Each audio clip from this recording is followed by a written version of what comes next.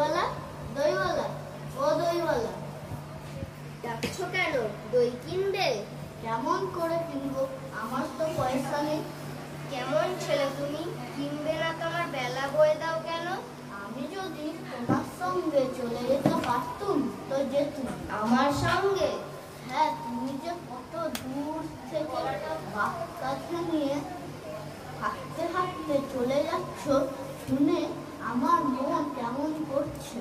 বাবা তুমি এখানে বসে কি করছো? আমি জানি না, আমি তো কিছু করিনি। কবিরাজ আমাকে বেরোতে বারণ করেছে, তাই আমি সারাদিন এখানেই বসে থাকি। আহা বাছা, তোমার কি হয়েছে? আমি জানি না, আমি তো কিছু করিনি, তাই আমি জানি না আমার কি হয়েছে।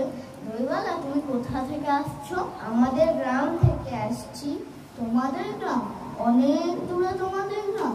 আমাদের গ্রাম সেই পাঁচমুড়া পাহাড়ের তলায় শ্যামলী নদীর ধারে। পাঁচমুড়া পাহাড়, শ্যামলী নদী, কি জানি, হয়তো তোমাদের গ্রাম দেখেছি, কবে সে আমার মনে পড়ে না। তুমি দেখেছো? পাহাড়ের তলায় কোনোদিন গিয়েছিলে নাকি? না, কোনোদিন যাইনি, কিন্তু আমার মনে হয় যেন আমি দেখেছি। অনেক পুরনো কালে খুব বড় বড় গাছের তলায় তোমাদের গ্রাম, একটি লাল রঙের রাস্তার ধারে না? ঠিক বলছো বাবা। সেখানে পাহাড়ের গায়ে সব গরু চড়ে বেড়াচ্ছে। কি আশ্চর্য, ঠিক বলছো। আমাদের গ্রামে গরু চড়ে বইকি খুব চড়ে। এরা সব নদী থেকে জল তুলে মাথায় কলসি করে নিয়ে যায়, তাদের লাল শাড়ি পরা। বাহ বাহ, ঠিক কথা। আমাদের সব গোয়ালপাড়ার মেয়েরা নদী থেকে জল তুলে তো নিয়ে যায়, তবে কিনা তারা সবাই যে লাল শাড়ি পরে তা নয়। কিন্তু বাবা, নিশ্চয় তুমি কোনোদিন সেখানে বেড়াতে গিয়েছিলে? সত্যি বলছি দইওয়ালা, আমি একদিনও যাইনি। কবিরাজ যেদিন আমাকে বেরোতে বলবে সেদিন তুমি নিয়ে যাবে তোমাদের গ্রামে। যাবো বই কি বাবা, খুব নিয়ে যাব। আমাকে তোমার মতো ওই রকম দই বেচতে শিখিয়ে দিও। ওই রকম বাঁক কাঁধে নিয়ে ওই রকম খুব দূরের রাস্তা দিয়ে।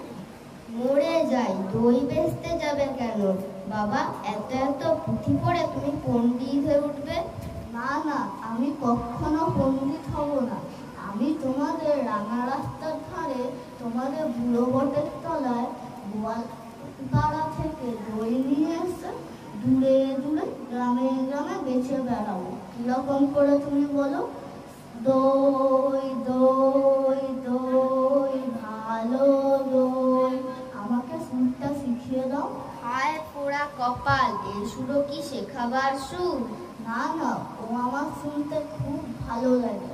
আকাশে খুব শেষ থেকে যেমন পাখির ডাক শুনলে মন উদাস হয়ে যায়, তেমনই ওই রাস্তার মোড় থেকে যখন তোমার ডাক আসছিল মনে হচ্ছিল, কি জানি কি মনে হচ্ছিল।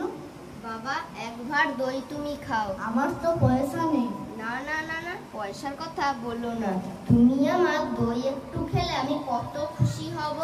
তোমার কি অনেক দেরি হয়ে গেল? কিচ্ছু দেরি হয়নি বাবা, দই বেচতে যে কিচ্ছু দেরি হয়নি বাবা।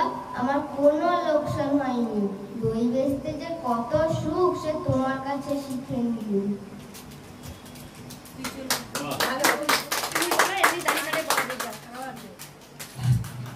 দই দই দই, ভালো দই, সেই পাঁচমুড়া পাহাড়ের তলায় শ্যামলী নদীর ধারে গোয়ালাদের বাড়ির দই।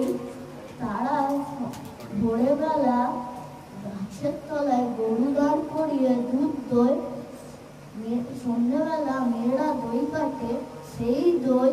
দই দই দই, ভালো দই।